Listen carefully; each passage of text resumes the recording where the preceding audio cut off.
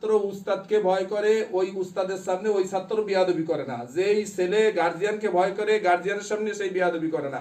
এরকম আল্লাহকে যদি যেই ব্যক্তি সঠিকভাবে ভয় করে, ওই ব্যক্তি অন্যায় কাজ করতে পারে না। ঠিক না বেটি বলেন? আল্লাহ বলতেছে ওই রকম আমাকে ভয় করো। তারপরে কি বলতেছে? ওয়ালা তামুতুন্না ইল্লা আনতুম মুসলিমুন, তোমরা মরবা তো অবশ্যই, কিন্তু মুসলমান না হয়ে মরিও না। কি না হয় বলেন? মুসলমান না হয়ে মরো না। ঈমান আনছো ভালো কথা, ঈমানের পরে মুসলমান হতে বলছে। অর্থাৎ ঈমান আনলে শুধু মুসলমান হওয়া যায় না, আমলের দ্বারা মুসলমান হইতে হয়। কিসের দ্বারা বলেন? আমলের দ্বারা।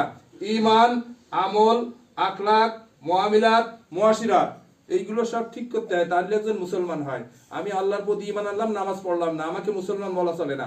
আমি আল্লাহর প্রতি ঈমান আনলাম, অন্যায় অপরদের কাছে ছাড়লাম না, আমাকে মুসলমান বলা চলে না। কথা বুঝে আছে ভাই? এই জন্য ঈমান আনার পর মুসলমান হইতে হবে, তারপর মরতে হবে, তাই নাজাত পাওয়া যাবে, নতুবা নাজাত পাওয়া যাবে না। এই মুসলমান হওয়ার জন্য নেক আমল করার দরকার। আর দুনিয়ায় নেক আমলের জায়গা মাদ্রাসা, মসজিদ। ঠিক না বেটি বলেন? এখানে নেক আমল হয় এবং নেক আমলের শিক্ষা দেওয়া হয়। এই জায়গাতে দ্বীন ইলম শিখে গেলে, মাসলা মাসাইল শিখে গেলে নেক আমল সঠিকভাবে করা যায় এবং নেক আমল আল্লাহর দরবারে কবুল হয়। ঠিক না বেটি বলেন? আমরা অনেকে অবহেলায় বা যে কোনো কারণে যেই সময় শিক্ষার দরকার ছিল শিখি নাই। এখন যখন আমার ভুল ধরা পড়ছে, আমি যদি এই দ্বীনি প্রতিষ্ঠানের সাথে সম্পর্ক রাখি, ইনশাআল্লাহ মৌতের পরে এই দ্বীনি প্রতিষ্ঠানে যারা শিখতেছে, আলেম উলামা, ছাত্র তালবে ইলম, এরা আমাদের ব্যাপারে সাক্ষ্য দেবে যে না, সেই ব্যক্তি দ্বীন ভাবে চলতো, দ্বীন অনুযায়ী চলতো, প্রতিষ্ঠানের সাথে সম্পর্ক ছিল। আল্লাহ তাআলা সে মারা গেছে, তাকে তুমি নাজাত দান করো। এরকম দোয়া একাধিকবার আমাদের হয়। যারা আমাদের মাদ্রাসার বার্ষিক মাসিক সদস্য আছেন, এদের যখন মারা যায় তখন ছাত্র নিয়ে খতম পড়ানি হয়, দোয়া করা হয়।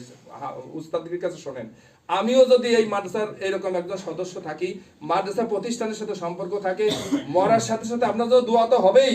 এবং উস্তাদরা ছাত্ররা আফসোস করবে, হায় রে ওই আজাদ ছিল, মাদ্রাসায় আসতো, দেখতো, আমাদের কত উপকার হতো। ঠিক না বেটি বলেন?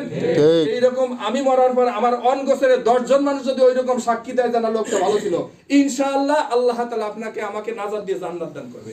সুবহানাল্লাহ। মাদ্রাসা মসজিদের সাথে সবসময় সম্পর্ক রাখতে হবে। রাজি আছেন? ইনশাআল্লাহ। ইনশাআল্লাহ। নগদ না বাহি রাখতে হবে বলেন তো? নগদ। আলহামদুলিল্লাহ, যেটা নগদের দরকার, আমিও নগদের জন্য তৈরি ইনশাআল্লাহ। এই যে দেখছেন কার্পেট,